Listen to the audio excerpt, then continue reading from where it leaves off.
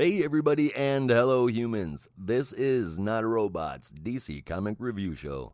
We're only doing Future State and related comics for the duration of the event, so this week we are covering Swamp Thing number 2, Future State Wonder Woman number 2, Harley Quinn number 2, noticing a trend here?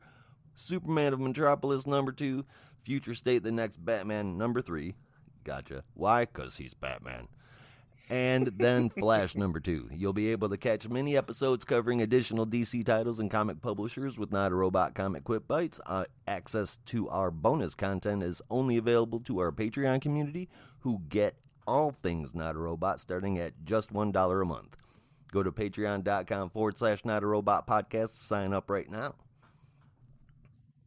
My name is Josh, and as always, helping me bring this podcast to you are my co-hosts Jared. Jinkies. And Reed. Cowabunga, my dudes. We summarize, analyze, and editorialize every issue we cover and strive to keep it all about the content with no publisher influence. We are on Twitter. I'm at Not a Robot Show. Reed is at PGH_Reed, and Jared is at honeybadger_bot. We all answer show mail sent to notarobotpodcast.com. We all answer show mail sent to notarobotpodcasts@gmail.com. The next part is dedicated to those that support us with their hard-earned money, but that's not the only way that you can. Like, subscribe, and download our episodes as much as possible, because nothing helps out just quite as much as that. Now is the time to say a big, huge thank you to the humans who help us support the podcast. They subscribe to our Patreon. With tiers starting at just $1 a month, you can go up from there and get access to more content. And they make sure that we keep bringing you more and better content with higher quality. This is the Not a Robot Anti-Beatbop Must Be a Human shout out and roll call, and this shout out goes to our humans Weird Science Jim, Blue Mondays, Hollister, Torpedo Face, and Roch Crockett. A big salute to you and an even bigger thank you. So what are you waiting for? Sign up now and show us you just might be a human after all, and get your shout out on the Not a Robot Anti-Beatbop Must Be a Human roll call. So what's up this week, guys? Anything new? No, not really. Just getting snowed in. Having a little. My dog's been loving the snow, but that's about it. I haven't You're deep been. up north there, huh? Is it Oh, is it coming down bad? It wasn't too bad. We got a couple of inches. Not as bad as New York and all that. Oh, that's good. Anything new in your neck of the woods, Jared? I just want to say, Reed, don't worry. The endless winter does end. Days get longer. Each day gets a little bit longer. Amen, brother. Amen. I started a new job and digging it. Right on. That's a good part. I'm not a robot mindset or anything like that. Sex robots are getting so real that sooner or later, before you have sex, you're going to have to point to these pictures and say, hey, tell me which ones are street signs. That's a long walk, brother. That's a long walk. Man. That was on the radio, too. Hot take. Well, Damn. in all reality, maybe, 10 years, you think? I think 10 years. I don't know. I don't really know what the technology looks like. I know that they draw it on Family Guy. I feel like I've seen a documentary on this shit. They're not too far away. They'll carry on a conversation with you already if you're willing to drop almost $100,000 on them. There's that one female. This one female comedian did just that, and she wanted a sex doll that looked identical to her, so they customized it to look just like her. But they do this shit for anybody, and it's $100,000. But it will look exactly like you or whoever you want. Whoever. You can program it to say whatever. Tell me that ain't creepy. It's super creepy. That's It's $100,000 worth of creepy. Well, hey, man. I've seen the one that's on Elementary, the U.S. version of Sherlock Holmes. Yes, sir. Elementary. Like where this like the AI robot, but that was about it. Like I ain't looking up. Who already knows when I talk about my toaster and it suggested I ain't bothering looking that stuff up and have Facebook. I thought I was watching a stand-up special and it came with a bonus documentary. What can I say? She actually worked the doll into her show, though. So, wow. Yet again, you can you can write that off as a business expense. Ain't that the truth? That's showbiz. It sure is. All right, sex dolls aside, it's comic book time. Our first book this episode is written by Ram V with art by Mike Perkins and June Chung, and Aditya Bidikar on letters. One I think we were all looking forward to a little bit with Obsidian Sun Part 2. Read what happens in Future State Swamp Thing. Well, when last we left our moody green giant, Swamp Thing and his people plants had just discovered humans still exist on this version of Earth. They have been secreted away at the very top of the world to hide away from the plants and the green. Oh, no. Yes. Yeah, so this is... Swamp Thing had heard a tale of, like, they found this human, they rescued him, and this man told him, like, what life was like. There's this, military force that controls the humans, and they've got guns and all this. And then about the weird undying man who kind of runs things from behind the scenes. So they decide that the people plants are going to do a whole revolution up there.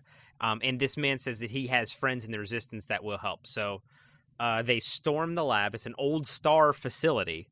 By the way, surprise. Yeah, not too surprising. And they do a raid, and this guy's people do come through, and eventually they are victorious. But a long time, one person that escaped the apocalypse previously was the Undying Man. It is in fact the Floronic Man himself, Jason Wood, Space Rue. And he's been plotting his revenge ever since. He built a machine out of a hero named Obsidian that he's attempting to permanently turn out the sun to kill all plants on the Obsidian, planet. I'm sure everyone remembers, is a longstanding member of the Justice Society of America. Oh. Yeah, I know that's not a read thing, but I know that's a fan thing, so hell yeah. Yeah, what did he have, like, darkness powers, I'm guessing? Mm-hmm. Okay. Yeah. Well, he looks real messed up. I don't know, like, I guess they found his body. It's a weird, gnarly zombie, but it makes a big put out the sun ray. And they get there, but it's too late. It's already happened. And then we get this confrontation, which I thought was great. This is some real existential kind of Swamp Thing. What is the soul? Who am I? What is it to be a thing? I mean... And he nails it where he confronts all of his people plants and one by one, like, destroys them. Or maybe the way I kind of saw it was that he takes that part of himself back because he needs to be kind of at full capacity is what I was kind of reading here. Right. And as he does, he explains that they're all aspects of himself that he personified to kind of keep him company. The best one is that blue guy who is Doubt, who would not let... Yeah, Indigo. He wouldn't let Swamp Thing destroy him. He was like, screw you, I'm doing it myself. And he ripped himself apart. Like, heck yeah, that's great. I love it. Mm-hmm.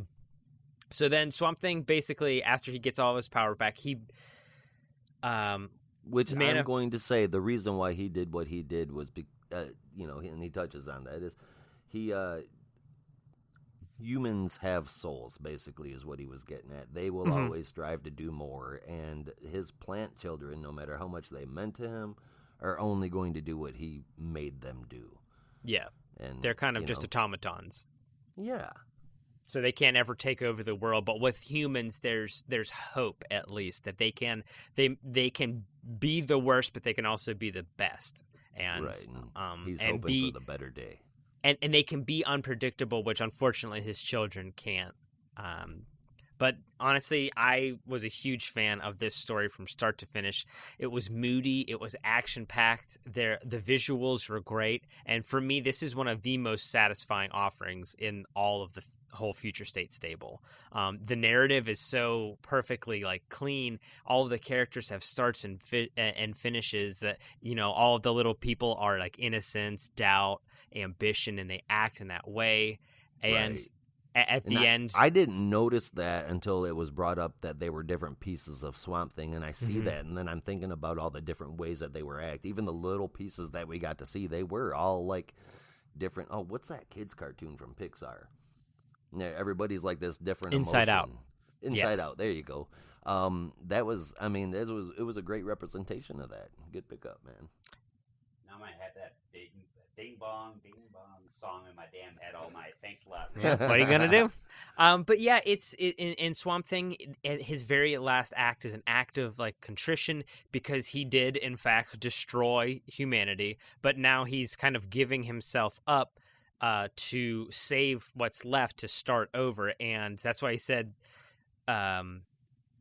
Woodrow could never get in touch with the Green because he had no humanity, and that's what the Green needs in an avatar is that connection, that soul is what will ultimately triumph.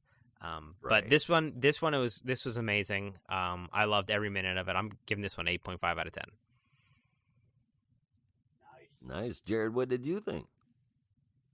Well, first off, what I was looking for in this this book was you gotta have Swamp Thing, well, because he's the title character, but Floronic Man and Obsidian as well. Oh my God, that is 7 different ways of delicious greens. There you go. It kept you. The story kept you keep on turning the page. Well, almost every single Swamp Thing story that I can recall makes you. The story drives it, and the art was right there with it. I personally thought it was wonderful, if not the top book. Well, I wouldn't say the top book. As far as it was definitely in the running for the top 5 or 6 of the events so far. Oh yeah, for sure. I'm giving Swamp Thing number 2 a renowned 7.75 greens out of 10. Greens out of 10. That's almost a full salad. It's more than your daily serving. Spinach. There you go. Well, I think there's a few art choices here that I feel as though it didn't measure up to what we saw in the previous issue, but overall it was still pretty good. The story is flat out wonderful. I found it romantic, the relationship that Swamp Thing has with the idea of a soul and humanity. I did not get enough of this story, but I can't factor that in because, well, it's something that we knew going into Future State, that these were going to be really quick stories with very few exceptions. It's fantastic, man. I would easily read more and more and more of this. I look forward to Ram V's Swamp Thing to find out maybe the truth about whether or not he did end the world. The story alludes to it, Woodrow alludes to it, but when he's questioned about it, all he says is, "That was not me." So... It's one of the future states I'm looking forward to, hoping this comes back in the future. As am I. So, come on, bring it to us, Ram. Well, I think it's got the best shot as well. Oh, it's beautiful, yes. man. So these, like I said, these were really quick stories with very few exceptions. And speaking of exceptions, the last issue of the next book was one I found to be rather exceptional. How about this one? Written by Joel Jones, with both Jones and Jordi Belair bringing us the art and cover with letters from Clayton Cowles. I'm talking about Future State Wonder Woman number 2. Picking right back up where we left off the story last issue, Yara Flor is in the underworld. She's there to find a friend and fellow soldier named Patira, who obviously means quite a bit to her. Just real quick, on the bottom of that first page, Yara is pulling out her bola of truth from her belt, and what seems to be an Atlantean A is featured behind it. Now keep in mind that her tribe of Amazons, which to my knowledge has yet to be specifically named, Hades refers to them as the Escacida, or Forgotten, but they have a mysterious past. The Themyscirans worship the Greco-Roman gods, the Bana Migdal worship the Egyptian gods, but we know so little about the history of this tribe. All that to say that there is perhaps an Atlantean connection. It could be coincidence, though. Yara Flor remains true to her introduction and lets her actions speak louder than her words as she forces her way through the underworld to find her friend. Hades doesn't want her there, but Persephone speaks up on Yara's behalf. She's given a time limit to find Patira, else she will remain in the underworld forever. how imposing that when Hades first appeared and he's gigantic size, he's King Kong size. That was Right. I was like, it really kind of put a scale because how do you make him seem imposing? Oh, just make him real big. Totally worked for me. Gigantic. And, to Yara Flora's credit, she just dug her heels in. Mm-hmm. After heeding advice from Capora, she accomplishes her mission, almost. Hades reneges on his deal that allowed safe passage out, and Patira is trapped underneath rocks as they try to escape. Against her wishes, Yara is pulled away from Patira. The whole story is put together to tell us this. Heroes are not heroes because they are perfect. They are heroes because they must overcome their imperfections. A great story. It's drawn beautifully. And it just became official today. I saw it on Joel Jones' Twitter account that Yara Flora is someone we'll be seeing more of in the near future in comic form. Perfect. And it's a great character. Amazing. The CW is supposedly bringing her to life in the Arrowverse as Wonder Girl. The title of the Joel Jones book may also be Wonder Girl. Okay. But the TV show is just rumor. I heard it from Joel Jones herself that she is indeed making that. So that's awesome. They better hurry up and get that going because that at least if it's gonna be CW, that's at its last legs. If they're gonna try getting something incorporated with the other shows, they should just have to be standalone like Star Wars. Yeah, I believe we're also getting a Naomi show, which is another DC property, a Brian Michael Bendis creation. So, all in all, man, I have to give this one was great. I have to give this an 8 out of 10. What did you think about it, Jared? I liked it. I like Wonder Woman stories, especially when they get into mythology of the different deities and the relationships. You mentioned Persephone. Appropriate that we have her right now, and it's considered a future state because she is known as the goddess of springtime, but she's also known as the Queen of the Dead. Yep, and she plays both roles quite perfunctory. Yes. I love the art carried through. I love the mythology. Very quick pace. Wish there was more to it, but I'm going to have to give this a good solid 6.5 bolos. Mm-hmm. All right. Reed, what were your thoughts on Wonder Woman? Oh man, this is kind of like Swamp Thing. This is a shining jewel, and I'm glad that DC is planning to move forward with this because I love this character. She's brash, she's angry, she's got flaws, and she's the anti-Diana.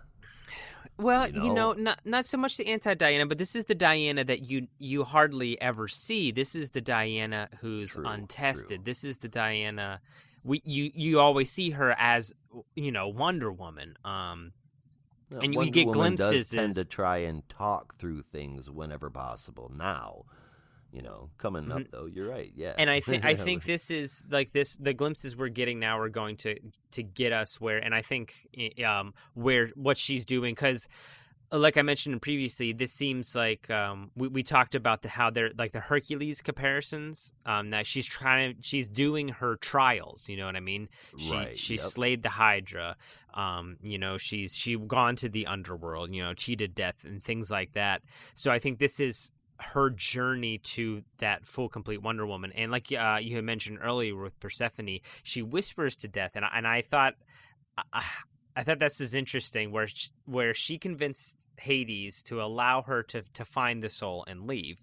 But Persephone, knowing her past, knows that there is no way to leave. So the easiest way to resolve this situation is to let her try and to discover that regardless of what will happen, she can't get her friend back. Her friend is gone. She's dead. Right. So... But being a hero, she needs to have that journey. She needs it spelled out for her. So they allow her to do this thing, and it's doomed to fail, and it does. And that's kind of the lesson of this trial specifically she needs to move on and know that she can't save everyone, but she has to do everything she can. And that moment where her friend sacrifices herself to save her, I thought was done so beautifully with the different like the variations in the art and stuff like that. It was just great. A great look. I'm giving this one Yeah, I think I gotta get a 9 out of 10. I love it. Can't argue with you there. Yara is one fierce woman, and hopefully we'll get to see more of her, because I really want more of her world and her version of Wonder Woman character. Yeah. Let's move on to one we've seen grow into quite the strong woman over the years. Written by Stephanie Phillips, with an art team made up of Simone DeMeo, Tony Infante, and Tamara Bonvillain, with letters from ALW's Troy Patiri. Jared, take us through the conclusion of Harley Quinn's future state story. Well, I want to start with when I picked up the issue. The cover, Derek Chew, bravo, man. Oh yeah, he's good. Freaking, He's good. Oh my word, that. So far, cover of the event for me. That just not only is it great art, but it, unlike most comic books, it actually has to do with the story. So that's I so do true. hate that. I have to give you that. Come on, that's a like- big, huge thing. Superman and Metropolis. What's that all about? Come on, give me a break. Right. In a very typical Harley Quinn style comic book, it starts out very eloquently with Black Mask doing Black Mask things. Yeah, you could say that. he's got a senator, and the senator's, well, spouting off like he's better than everybody. Talking down about Pig, which, don't get me wrong, Professor Pig is disgusting. He's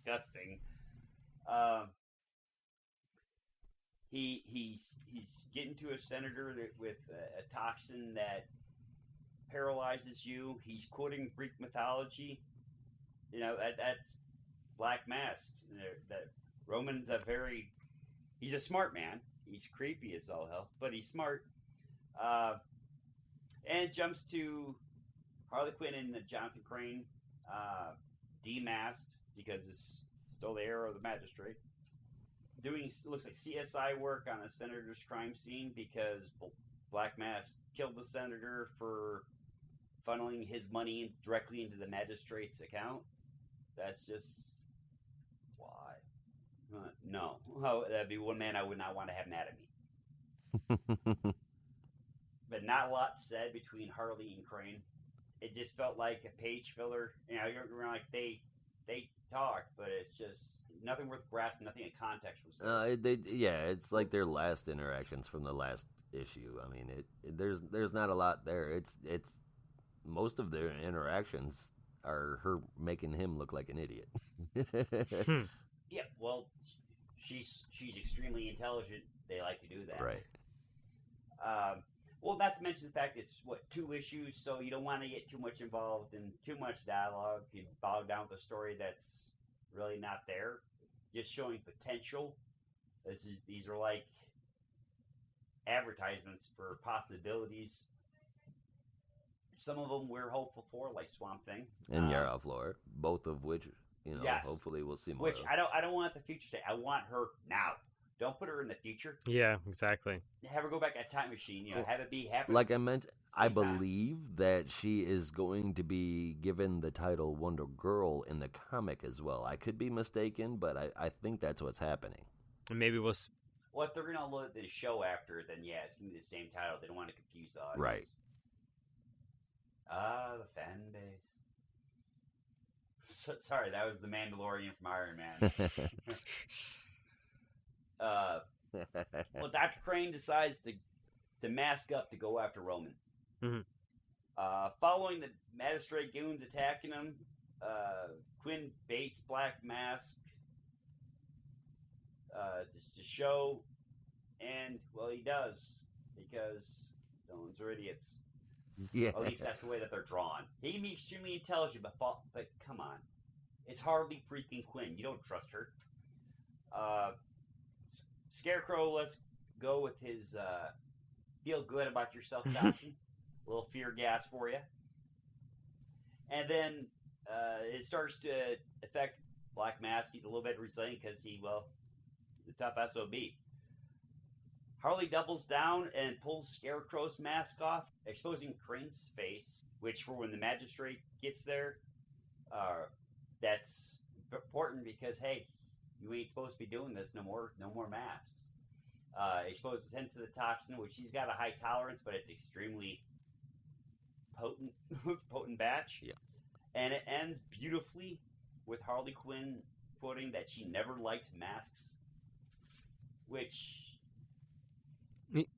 yes, I guess, because you look at the people that she's been associated with. Now a lot of them actually have masks. Yeah, Like yeah, there's a Joker, fun ending to that. Boy They're Toby. tossing the mask in the Yeah. garbage. I think so too. Yes. Don't get me wrong. I love the Scarecrow look. I love the Jonathan Crane character. I find the storylines very entertaining. The fact that it's got black. I love Black Mask. I love Harley Quinn. For some reason it doesn't feel like it takes off. Which it could have had more, but I'd like to see like another issue or something for it to be to continue on. But with it being those three individuals, I'm always going to want one more. If it was 3 issues, I'd want 4. If it was 4 issues, I'd want 5. Well, hey, I got a little good news for you. I subscribe to James Tynan's newsletter, and Scarecrow will be one of his premier villains for the upcoming year. Excellent. I'm waiting to do him for Halloween, so this might be a good year. Have you seen the new look for him? He went to Jorge Jimenez and he said, let's get away from the Batman Begins bag over his head style that we've seen for so long and get back to something that might actually hang up in a cornfield.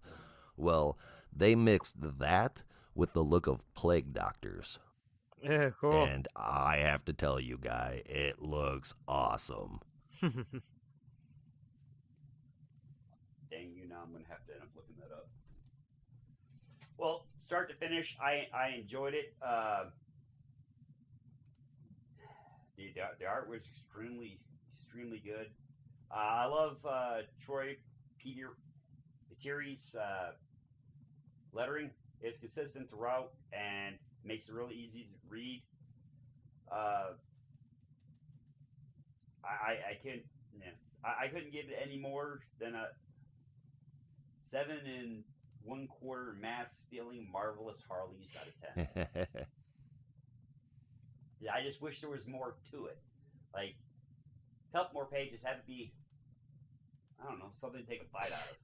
But everything's 7 1/4. Yeah, I'll agree with that. This one feels like the third issue of a 3-part, but we never got the second. We just went right straight from 1 to 3.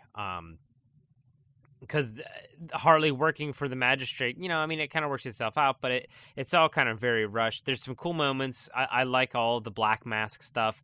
Also, the art is still great, but a little, I don't know, stilted a couple of times. I love the art style, but yet again, it's still a little too pushed in, where I had to kind of go back over the action and say, wait, what did something happen here?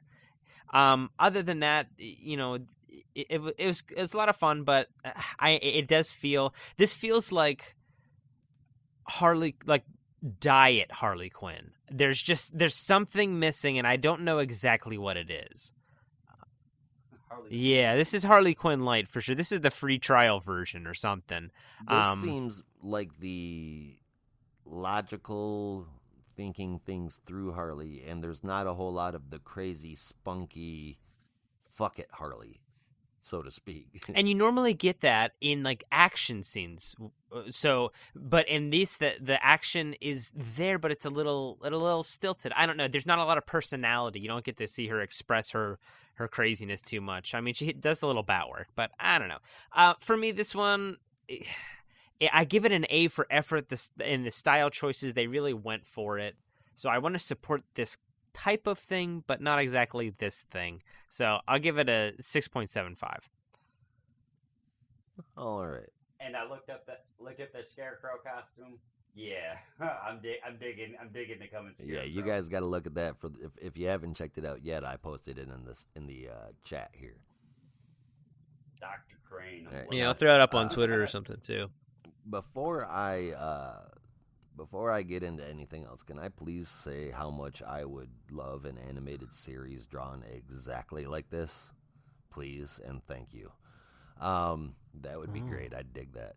When I Sending me first peeked into the Harley book in the last issue, the art was kind of a shock at first, but I think that's only because it's such a departure from what I typically see in comic books, especially ones that I like. This time I found myself looking forward to it. It really fits the tone of Magistrate Gotham, especially within Harley's world. This was a story with very little surprise to me. I think that's what was missing for me. There was zero cliffhangers. There was nothing I didn't see coming a mile away. For me, that usually makes a pretty boring book, but I was fully entertained by this from the first page to the last. I think that if we had more issues to have more story, I think it would have gotten a much higher score. But I'm going to give that one a 7.5 out of 10. Okay. Yeah, I feel that's in a good zone there. I think we're hitting it in that region there. Yep, and speaking of being in regions and Ooh. zones, that is exactly half the issues this week already, but far from half the stories. We'll come back to those right after this. And we are back. Thank you for sticking with Not a Robot. Getting right back to those comic books, we're jumping into the first of two multi-part issues with a cover drawn by John Timms and Gabe Altaeb. Next up is Future State Superman of Metropolis #2, featuring 3 stories just like last issue, with the second parts to Superman of Metropolis, Mr. Miracle, and The Guardian. The first one is written by Sean Lewis with art from our cover artists, Tim and Altaeb, and letters from Dave Sharp. Reed, would you wrap up Superman of Metropolis for us? Sure. Whoops-a-dups, guys. The Superman stepped in it this time. He sure did. And he's having a hard time scraping it off of his boot, let me tell you. Yeah, so, I mean, I get it. Like, everybody's got a bad day at work. Like, everybody has a day, but this was kind of a doozy. So, all right. So, apparently, Brain Cells, who is the giant, sentient, half-robot, half-brainiac, neodymium core, like, monster man, yeah, tricked that him guy into... So, this is all kind of his plot to trick Snooperman into shrinking the city so that he could steal the city, because he's, like, a conservationist. So, he wants to protect the city in snow globe fashion. So, okay. All right, I get it, because there's like that whole war brewing, and there's like a brainwash people, but in an effort to save it, he shrinks it, and then Brain Cells takes it into space. He gives pursuit, and now he's stuck on the ship. Back on Earth, Kara wakes up and is pissed, and is more so pissed that she somehow got knocked out than anything, and she grabs what I believe is a size ray. Is that okay? Yeah. I guess it's a shrink ray that goes both ways. Shrink ray that goes both ways, of course. Obviously. Reverse Yeah. mode. So she heads out to space to follow him, and John on the spaceship has to face off against 4 versions of his daddy in what I'm calling an extrasolar edible battle.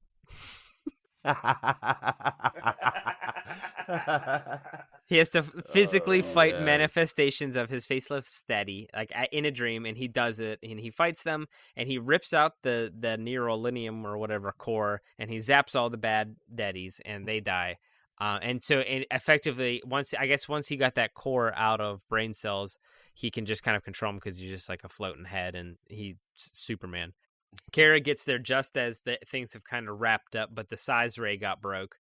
So John makes him fix it, and then he flies Metropolis back to Earth. They rebigify it, and Superman says, "Hey guys, sorry, I did a whoops. That's on me. I did shrink the city. Sorry. But also, I am just going to be really narrowly focused now, and I am a superhero just for you guys in repayment. So he's going to spend all of his time just on Metropolis from here on out. And honestly, if I lived in Metropolis, I don't know that I would be super comforted with that. Right. I get where you're coming from. Jared, any thoughts on Superman of Metropolis? First off, Reed, poet with the way you describe things. Would you call it the solar? Extrasolar edible battle? Extrasolar edible battle. I was cracking up midway. I liked it. shows John is not as smart as Clark. That's for damn sure. A little bit humbler beginnings. He I knows his guess. limits now, I don't know. Right. Well, he's learning them anyway. Yeah, I can't do a planet. I could do one city probably. Let's try that. Let's start there. Yeah, he needs to, I don't know, read a history book that his dad wrote or something. Hey, bad guys did this. Maybe don't do this. And he thinks, oh, my bad? Well, I'm super sorry, John. That's not going to Well, work. I mean, there's been a few oh my bad moments with Superman himself. You know, it's not as though Superman's never been mind controlled or magic controlled or just flat out been bullshitted. You know, I mean, everybody's fallible, even Superman. And this guy's not quite Clark Kent, you know? Yeah. I liked it. John and Martha did a better job. Hey, quick I liked question. it because we get a Superman and go ahead. Oh, I was just wondering because I know we got a lot of folks that really dig on Superman. Did Lex Luthor, and we got a Lex Luthor fan here in the house, a Stan, if you will. Did Lex Luthor ever make a gun that shot magic? Because Superman's vulnerable to magic. Did he ever do a magic gun or something? I believe in an old '60s action comic, and it was drawn to look like space was coming out of it, like purple with little stars. Yeah, because dude, I feel I'm sure because magic exists. He could just get a wand and duct tape it to a Glock. Would that do it? What's the deal? Well, like they said in Harry Potter, maybe the wizard doesn't choose the wand chooses the wizard. So maybe if he's not magical, maybe he can't use said wand. Maybe. Well, it's something to look into. Nope. DC, hit me up. I've got ideas. I could do. We'll do a little mini. Get in touch with my people. And high quality shit right there, man. The wand duct tape to a Glock. You heard it here first, guys. We're gonna take down Superman ourselves. Well, hey, whoa. Hey, this is theoretical. Don't worry about it. He built Kryptonian robots. I like this story because we get a Superman in John Kent that knows he's not as powerful as his dad. Mm-hmm. He has spent his entire life trying to be and afraid that he might not live up to the whole legacy of Clark Kent. At the end of this issue, he finally gets to let go of that and of trying to be Clark. He fully embraces the idea of not having to be the Superman of the whole universe and readily accepts his role as the Superman of Metropolis. I mean, he made a mistake. He's coming back. We've seen his dad do this plenty of times without giving him any kind of guff. So, I mean, I kind of liked it. The next story we get was released out of order. We got part 3 of this arc last week. This week, written by Brandon Easton with art from Valentine Delandro and Marisa Louise, and lettering again from Dave Sharp. Let's get into part 2 of Metropolis Menagerie. I'll take that one, and Mr. Miracle finds himself fighting against the giant robots that we saw him fighting against in the first part of the story. With his mother box running on less than reserve energy, he sees himself as the only hero still inside of Metropolis now that it's in this dome. He'll do whatever he must to protect the people, even from themselves, nearly sacrificing his mother box to create an energy pulse, taking out the anomalies that just appeared. Right before randomly being transported away, the mother box identifies the anomalies as Kryptonian in nature. We know that he ends up on Warworld with Midnighter and Clark Kent from part 3 last week. And now, even though the novelty for the art has completely worn off, and after being bored and confused through the first 2 parts, I'm kind of digging this story with all 3 now, and I need to know how it finishes. All right, Reed, what do you think about it? About Mr. Miracle? Yeah. I mean, it's okay. It's all right. I like the power set. I think that's cool, and he has cool light discs and stuff like that. But I don't know. The weird out of sequence thing kind of got me confused. I was I got really confused in the timeline. I was like, is what is happening with John Kent and is this Mr. Miracle stuff happening at the same time as Guardian stuff that happens later? I don't know. It was all a little blurry for me, and it was just That's one right. part that kind of brought it down for me overall as an issue. Yeah, it was there. It did it for sure. I love the character. I wish Mr. Miracle's got a great history and everything. It'd be great if the writer and artist would, read some of it.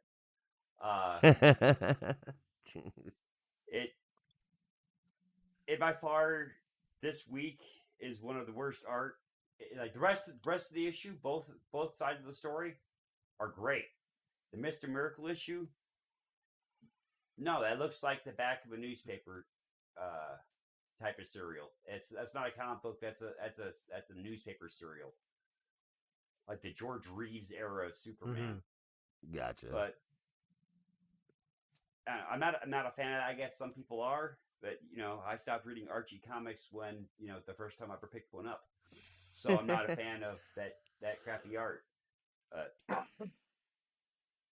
I was excited to see Mr. Miracle coming. I am 100% disappointed in the art and the story.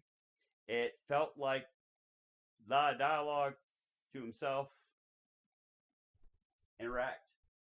The dialogue boxes take up, outline almost every single. Yeah, I mean, there's a whole lot of conversation with. I mean, he does talk to himself. He does talk a lot to Motherbox, but that's the only other person in the story, really. It's like two characters. He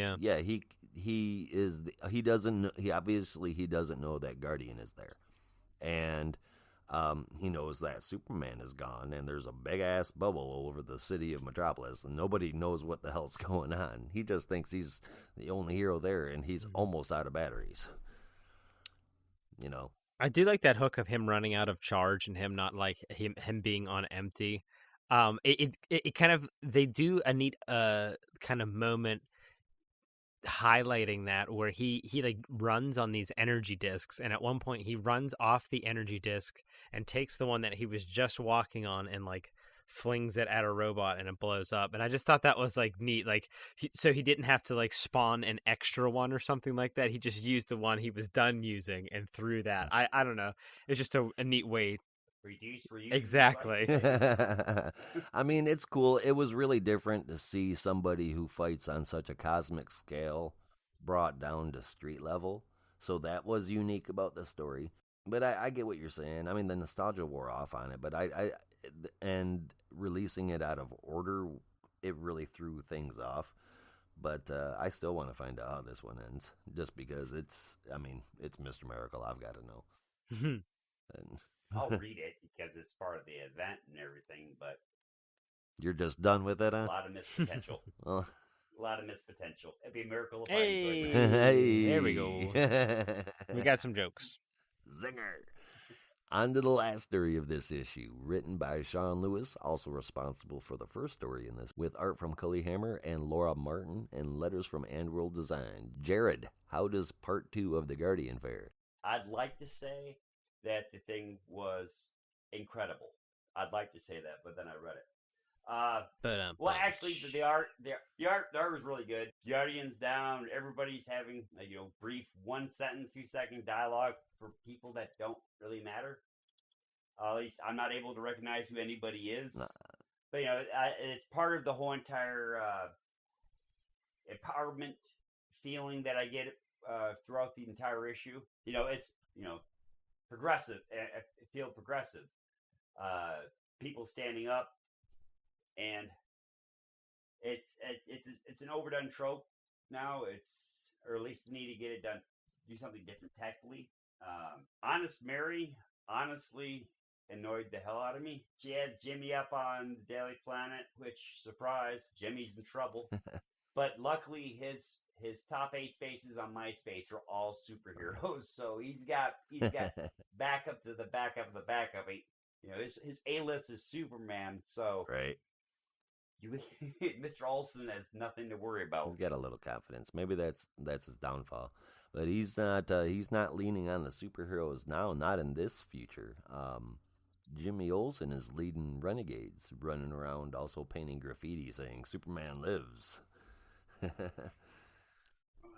a movement. It definitely is. He's at the top of it.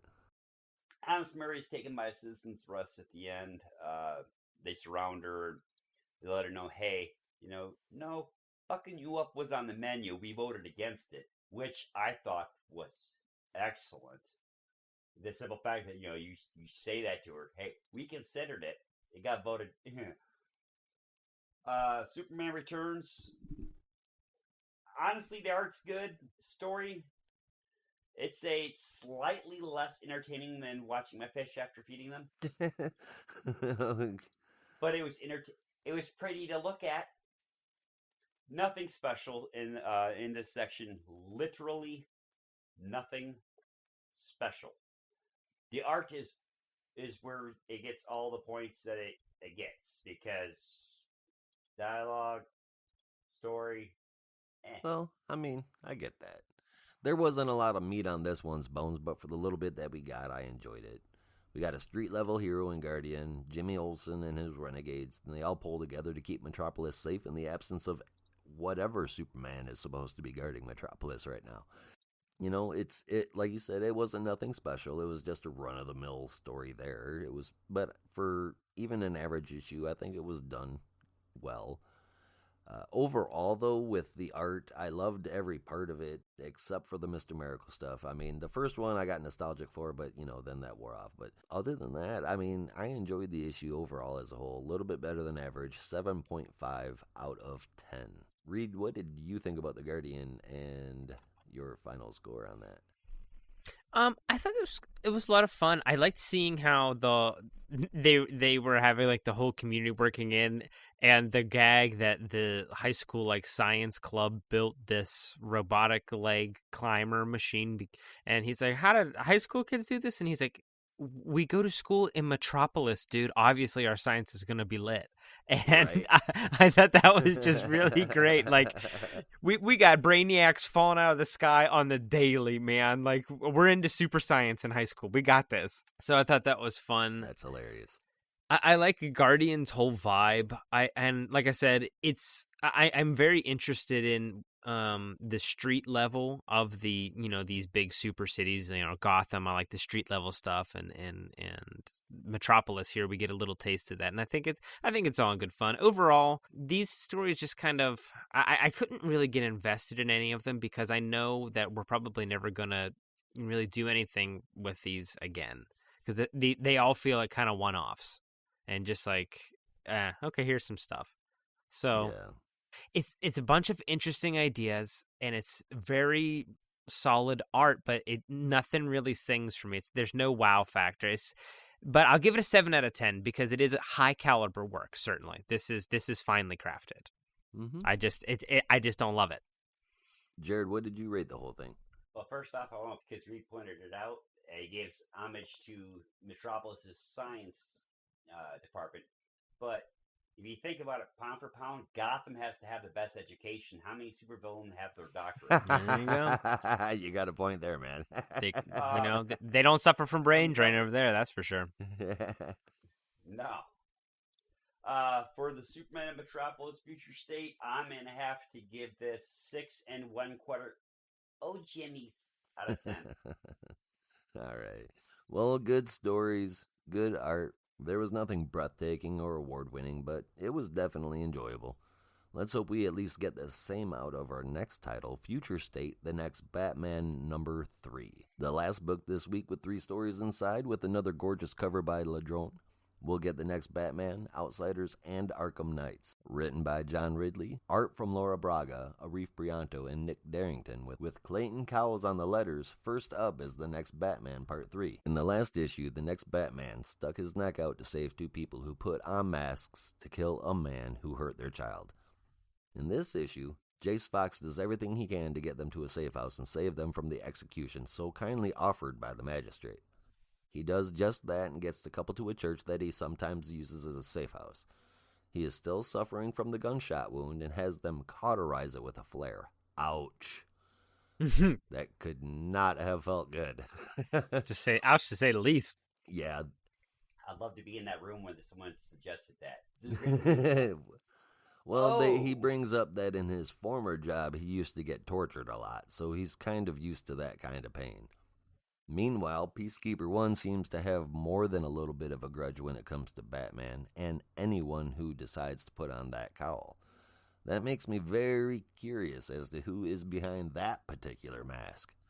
Jace calls a detective that he knows is against the kill on sight order and arranges to turn them in safely, explaining that he thinks that they should have a trial, just not be executed. The husband gets Batman from behind with a large board and strangles him, and that's how we end the story.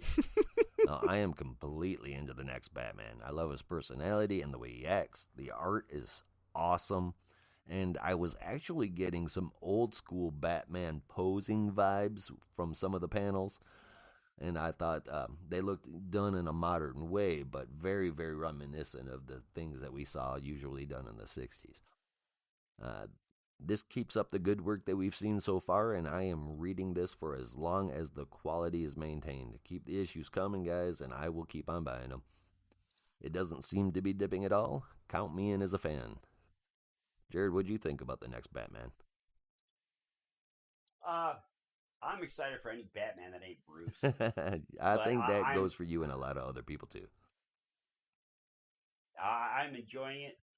The art is like breathtaking. It's really good. The storyline keeps you going.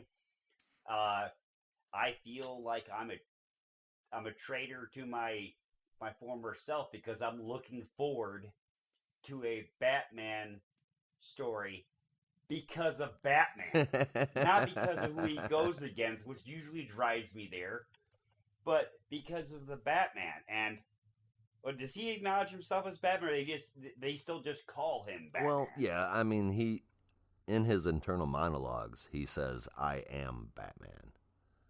All right. I enjoyed it. Looking forward to it. 2 very enthusiastic thumbs up. Good holiday fun. Right on. Yeah, I think this is good. It was a good arc. I think this is good low level kind of Batman stuff that I want a new Batman handling, and it feels in the right range. I'm interested to see where this goes. I didn't really enjoy this issue. It didn't grab me as much as the previous ones, but I'm still very much into the next Batman. All right, the next one up in this issue is Outsiders, written by Brandon Thomas, with art from a team made up of Sumit Kumar, Raul Fernandez, and Jordi Belair, with lettering from Steve Wands. Jared, what happens in The Outsiders? Well, in The Outsiders, it seems to be circling around Duke the Signal Thomas, a cursed Black Lightning, and Katana. Now, if I was stuck on an island, these 3 would not be the people that I'd want there. Really? I wouldn't want to curse anybody. Okay. Not to mention the fact you're surrounded by water. No, I don't want the electricity guy there. Maybe that's, day 1 stuff. That's a perimeter fence. He electrifies the water, ain't nobody getting in, man. Yeah, you kill all the fish and then you piss off Aquaman. Not gonna happen. Oh, yeah. Ooh, damn, good point. Okay, never mind. Now, why, Magistrate knows who everybody is. They don't have to, because they don't wear their masks and everything. They know that Signal is Duke. Yes. Because he doesn't use his code names over the radio, which it's like, what's the expression in wrestling? Breaking camp? Or when you, Kayfabe. Kayfabe, yeah, thank you. It just felt very kayfabe essence of, in comic books to go by your first name. I get the impression that they're aware, at this point in time, they are aware of all of the identities of the Bat family. So, I mean, if that's the case, why bother keeping up the charade? And that very well could be why we've seen Nightwing change his outfit. That's a good point. Damn you. Makes too much sense. Well, I have a little big minus next to that. As that was part of the thing that brought me a problem, but you kind of justified it. All right. Well, dialogue between Black Lightning and Katana talking about how Jefferson got in this condition. It breaks my heart because I like Jefferson's character. I think he wasn't represented very good on CW, but the actual Black Lightning character, love it. Yeah, and I love what's been going on with him lately. The character development and his journey with Katana through the the Outsiders, Batman and the Outsiders issues, has been phenomenal. The story, sometimes not so much, but their relationship and their character development has been through the roof, and I've just loved watching that go more and more. They've been treating those characters with a lot of respect. Batman pushed Black Lightning to the point where he was able to take down this giant alien weapon, and he started manifesting these incredible powers that he couldn't contain. Now, we don't know what happened. He took off, and we don't know what happened in between there and him being consumed completely by lightning. But I think it's fair to say, safely assume, anyway, that Batman is at least partly responsible for this. But Batman's also the one that says that he thinks that, isn't he the one that said, Jefferson, I think you should be up there with me, Clark, and Diana? Yes. Yeah. That's a big, nod. And now he is. He's living lightning. I mean... But once again, not a lot of meat on the bones. Nice to see the direction. The need at least 4 or 5 pages added. Love the art. Lots of bubbles and boxes. Whole bunch of words not telling very much. Katana... it shows what I love about it is Katana. They show her being a badass because that's what she is, from the bottom of her boots to the top of her damn mat. She is hardcore. She is one of my favorite B-list characters. Yes.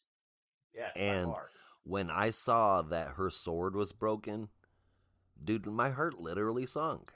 I mean, that's the whole backbone of her character. You know, I mean, not her honor and all of that, but her relationship with her husband, whose soul is trapped inside of the sword. And to see it broken, I was like, no way. That's the sword that...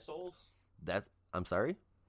Yeah, when they kill you, it steals your soul. Right, and her husband is trapped inside of that blade, which is why she continues to take it everywhere. But when it broke, did their souls get free? No. Or? I have no idea, but it doesn't say that it did.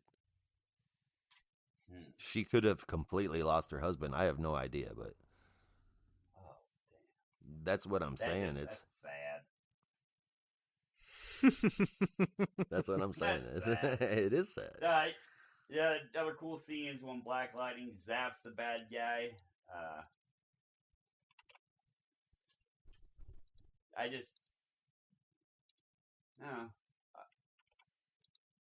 It's a lot of action. I don't know. Maybe it's just because I'm not that big of a Signal fan. I like Katana. And she's a badass. Whenever she's in it, they usually use her. You know, I like seeing her get used well. I love Black Lightning. Jefferson's a badass. For some reason, it just feels like the ball just doesn't start to get rolling. And I'd like to see the development up, like what happens up before this story. And I'm looking forward to that. I want to see what leads up to this, but I also want to see more of this. I'm bummed out that I'm not getting more of this story. I'm bummed out that I haven't heard any rumors that this story is going forward. I would love to find out more about Katana, Black Lightning, and Duke Thomas. How they got to where they're at and where they're going from here. I mean, yeah, this is an interesting cast of characters. They all kind of got a redesign here, and I really enjoy pretty much everything about it. But yeah, I don't see much hope of this kind of like sticking. Because they set up a really cool world with a combo of characters that I wouldn't expect, and also when Signal's walking in with that sword on his back that is also Black Lightning. Right. Like, come on, what's up? What's up? We're doing some stuff now, baby. He is hella confident, is he not? Yeah, it's great. Last issue, I was hopeful. I wasn't sold yet. This one, I thought was absolutely fantastic. So, DC, if you are listening, please, please, please, please, please, please, please let Brandon Thomas and crew take this story and run with it, man. Even if it's in a back issue, I'm good with it. Just I need to know what happens and how they got there. Give us more Outsiders. All right, so for the last story of this issue, we turn to a story from Paul Jenkins with art from Jack Herbert, legendary Jack Herbert, and Gabe Altabe with lettering from Rob Lee. Reed, take us through Arkham Knights. All right, this one's a blast. There's all kind of crazy, kooky stuff going on. Well, we're back with Lady Arkham and her knights, and they are on the case. I don't know, the look of these guys. I cannot get over them. But we got a new scheme, and we're in the preparatory phases here, and they're all kind of like chilling around the warehouse. And the banter is really great, where she is like this person out of time. It's basically like Joan of Arc or like King Arthur walking around, and it's like Killer Croc and like Humpty Dumpty or something. Right. Come on, it's wild. But they do a heist, and they're going after like a target, and they just keep talking about the target. And there's this military cache of weapons, but they're going after, and they're going after the thing that they can, that they're going to use to win this battle. And so they go on the mission. They basically charge right at the the peacekeepers. All of 6 and 1 are both on the scene, and then 1 like kind of just leaves. He's like, "Peace out, you got this handled. This is your job now." Yeah, unfortunately, they didn't have it handled because they overwhelm them, and they're not going for the weapons. They're going for the bat signal. They get away just in time, but Dr. Phosphorus is shot through the heart, and the peacekeepers are to blame. But they won't leave anyone behind on this mission. Hook them up, take them with the helicopter. And I thought that was quite the indignity. They just like drug him along. They couldn't get my boy in the helicopter. They just had to dangle his ass all the way back to Wayne Manor. Come on, you do what man. you gotta do. You I mean, come on. They do. I guess his blood is probably like hyper radioactive, huh? Right. Okay. All right. I mean, Whatever. Radioactive. Yeah, but like here's the thing. I love the camaraderie. I love their togetherness as a unit, and how like they're like so united, and they're trying to like do good and like be people now, Right. and it's great. I really enjoyed it. Jared, what'd you think about Arkham Knights? It was by far my favorite one out of the entire book. I could see that happening. This is what I was looking forward to when it came to Future State. Not this in particular, because I did not put this together, but I don't think anybody would have put this together. Somebody did. It's in comic book, man. I mean, dork. It is by far just lovely. It's lovely. It's enjoyable to look at. It's definitely my favorite. I wanted to see more. Yes, I will click for more pages. I will scroll down, subscribe all the way. Hell to the yeah. All right. Very cool. A sun will always rise the next day, and that is the symbol of the Arkham Knights, now shining over Gotham. The art was amazing, as it was in the first issue, and the story kept me interested. I would read more of this team also if given the chance. Please, DC, somebody give this to DC. Somebody has to be listening to this. The algorithm, please. Algorithm, please tell them. Tell them. Listen. All right. I am overall, I love this whole book, man. I'm going to give this an 8.5 out of 10. That's what I gave it on the site. I almost bumped it up a little bit, but yeah, 8.5 out of 10. That's where I'm at. That feels fair. This one had a lot of cool, interesting takes. The katana stuff was cool. Everything looked really nice, fun. I think the Arkham Knights is definitely still my favorite. I love the look of their costumes. Yeah, for sure. I think I'll give this one. I'm gonna give this one a 7.75. Just overall pretty good, but I just on a scale. I think that's. Jared, you got a final Some score parts for us? Yes, I do. Less than others. I have to give this one very high praise because it is. To get I give it to get you to 8. say anything good about a Batman book is, yeah. So It's not Bruce. That was the only factor. I'm going to have to give this 8.5 Arkham Knights out of 10. It was entertaining and it returned my faith in comic books. No. Awesome. He's back among the fold. Good deal. And now for the final book of this episode, whose first issue didn't fare quite so well the last time around. I wonder how it's going to do this week. Written by Brandon Vietti with art by Brandon Peterson, Will Conrad, and Mike Ataya, with letters by Steve Wands. Jared, take us through Future State, The Flash #2. Well, it opens up with all hope is lost because Barry Allen, exists, and he never has to use Google in order to find trouble because, he's Barry. You think about any major event, most of the time it's Barry's fault for it happen to happen. I may say he's looking extremely boss in his white beard and decked out in the Rogue Gallery Arsenal. However you want the Arsenal was Rogue Gallery. I guess there's the word for it. Take down a mind-controlled Wally West. Now, Barry's always emotional, so for Barry to have to take down someone that mentors him, that's going to end up weighing a lot on him. And you can read that just from knowing Barry Allen in any aspect. In a fight that pits science versus an evil-ish speedster because Wally is, mind-controlled or possessed. He goes through his arsenal of rogue weapons, and he cuts off Wally's legs. And before Pretty cool. I looked anywhere... Pretty cool. Yeah. Damn! Right? But don't worry, he cauterizes them. Fun. But don't worry, Barry. Twice this week. It's only a Speed Force duplicate.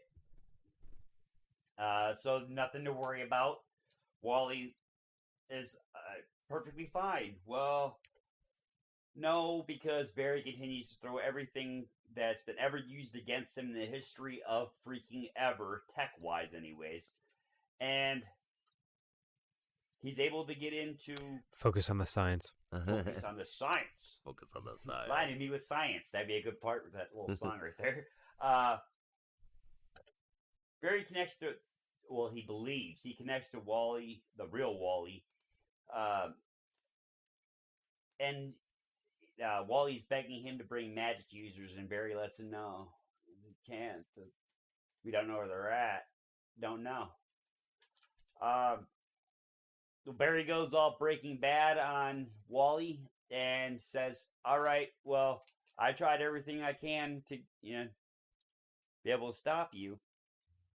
And he goes all science on him and destroys his skeletal muscles, by science, bitches. Because, that's his actual superpower. Yes, he's fast, but he is extremely smart, and he was good CSI before. Famine comes out of Wally because that's what has been possessing him. You might recognize him from being the name of Apocalypse. Not one of the four horse riders of the Apocalypse. Horsemen of the Apocalypse. I guess with comic books, you really need to specify what Apocalypse. Yeah, there you go. And I gotta say, Famine is one ugly mother who's been starving off the hope from the Flash fans losing hope in their heroes. Lame.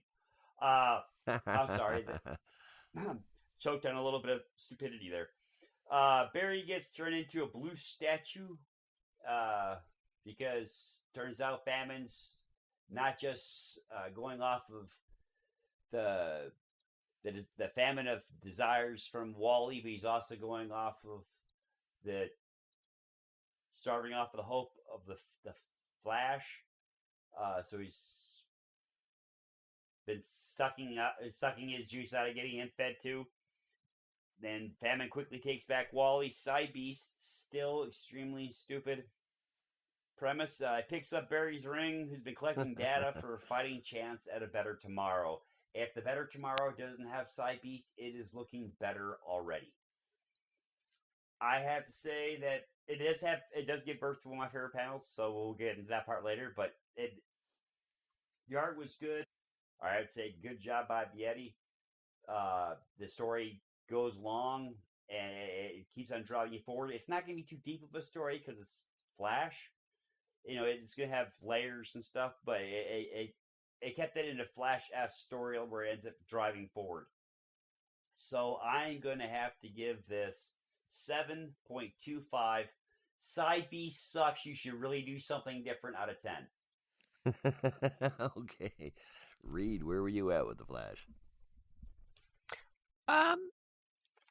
Previously I had been annoyed when I saw the guys, when the Speed Force wasn't working and they had all their little toys and it looked kind of hinky, but I think this one really pulls off that look. It really kind of it kind of gets at what they were going for. I think a lot better. The angles of the drawings I think are very impressive. There's a lot of cool stylistic things here. As far as the story goes, I was kind of bored. I really was having a hard time. I'd have to read pages over a couple of times because I was kind of fading out. There's lots going on here, and I didn't feel particularly invested in anything other than the stylistic choices. That the character design I think was cool. I think all the art was great, but the story just really kind of left me lacking. I think I'm gonna give this a 6.25 out of 10. Okay, that's fair. I thought this was quite an improvement over last issue, but that was not saying a lot. Right. The last one, among many other things, felt super generic. This one, even as aggravated as I was about Wally being the bad guy, it's not really Wally here. Flash has lost everyone, everything, even himself. It was a really bummer story, man, and it just, I mean, like, the Flash, it's, like, that must be a rule, is, like, no, if you're writing a Flash story, your arc must ruin somebody's life, and here they were just like, we're gonna take everybody out. So, of course, if you have the grand arc, Wally's got to end up, either appearing bad or being a bad guy. Right, and that's aggravating enough, but I feel like it's a Wally super West being my Flash, and the way that he's getting treated now, I want to call Reverend Sharpton or something. I think this is an incredibly heartbreaking end for a very beloved hero, and now he's a Speed Force ghost. That's for any Star Wars fans out there. But the art was fantastic, and this was a lot better than last time. It was done well for the story that it was. I'm just tired of seeing this story, man. I gave it a 7 out of 10, though. Okay. I think it's fair, I guess. All right. And now it is time to pick the top 3 books of the week and your favorite panel / moment of the week. For my panel of the week, I went for the one that apparently annoyed Reed a little bit. I think Flash is looking boss as an angry Santa with all the rogue gallery on that. That's what he looks like. Exactly. Angry Santa. Yeah. I actually think I actually hated this one. I loved last time. I hated this one. This one, they nailed it with them boomerangs. Hell yeah. Oh, hell yeah. I absolutely loved it. And I don't know. I kind of really do want that for a poster. All right. Now, I have to pull a Josh. And my top 3 consists of 4. Oh, no. Yes. Well, spots 2 and 3 and 4 are all ties. Oh. One twist. One is above the rest of them. The other 3 are ties. All right, hold on now. I've never put 4 books. I've done honorable mentions before, but I've always placed them equally first, second, and third. If I haven't, somebody pointed out, but I'm pretty damn sure that's something I'd be stringent about. I just I put one by the ratings. I went by the total score that I was able to give them. You do what you got to do, man. The math. With the 7.25 across the board, I had to say that Harley Quinn, The Flash, and Swamp Thing. Those all came in at second and third for you? Well, second place, yeah, because there's no really point in saying a third one because they're all tied for second. It was Harley Quinn, Swamp Thing, and which one? Flash. And I love Flash. the art. And I'm a big Barry fan. And there wasn't one that you liked more than the others? Are those three? Yeah. I guess Swamp Thing give you a little nudge. There you go. That one gets number 2, and the other two tied for 3. Ding, ding, ding, ding, ding. There it is. Jackass. And the number 1, and Josh is most likely going to rub this in my face. For the rest of your life. The non-Bruce Batman number 3. That is... It's a future state. It's a future without Bruce. That'd be great, but at least Batman isn't Bruce, and I am digging this. And whoever, hey, I loved Terry. Loved Dick. Batman Beyond. Yep. Yeah. Reed's a big fan too. Reed's a big fan of anybody with mask lips, though. That's what I was. I like it when the superhero puts the effort in to put a random thing on the suit for no reason. You know, it's like the 90s Batman, like the boomerang. Batman Forever with them nips. Yeah, the bat nips. Well, he threw one of them boomerangs at least. That's true. The nips on the bat. Yeah. That's all right. Also the same one where Batman had a credit card. Keep that in mind. Yeah, man, it's a bat card. It's fine. It's in canon. Bat Visa or some shit like that. All right, so let's start off. Number 3 is always the hardest one, for me at least.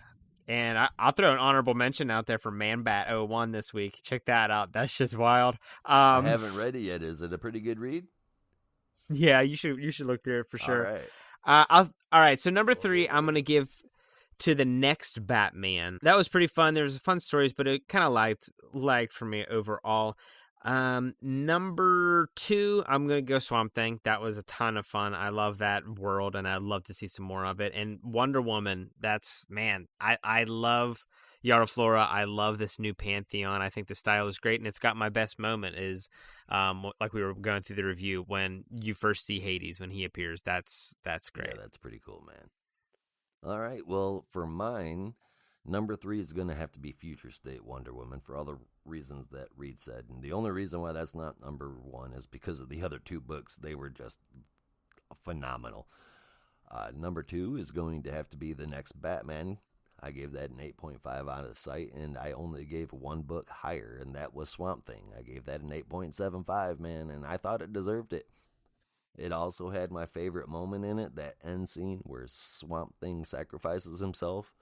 The story was beautiful. The art was as well. That was my favorite scene, man. And now it's time for the biggest stinker. Oh, that's nasty. Jared, who made your stink list today?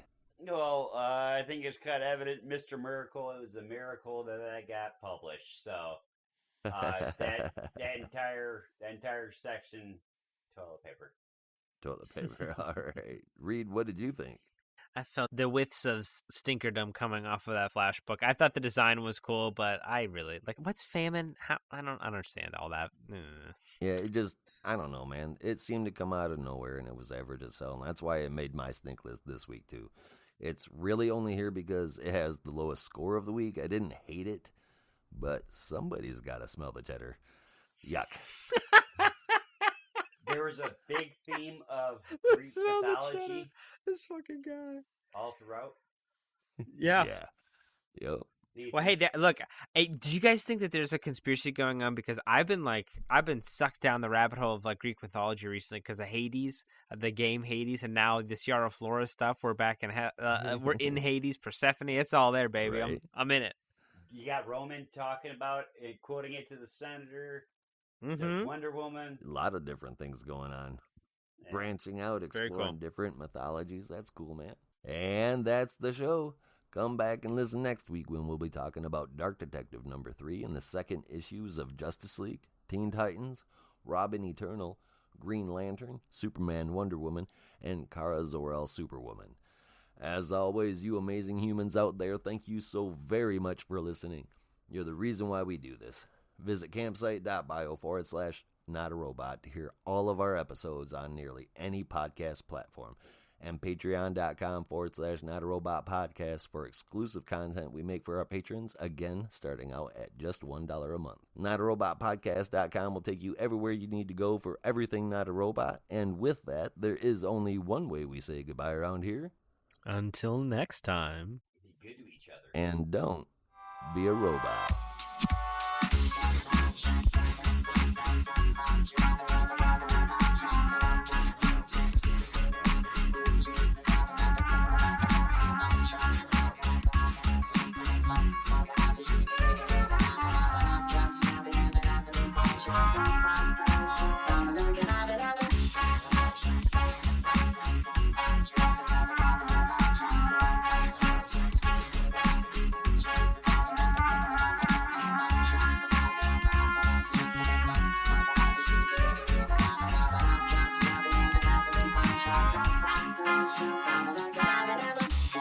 Just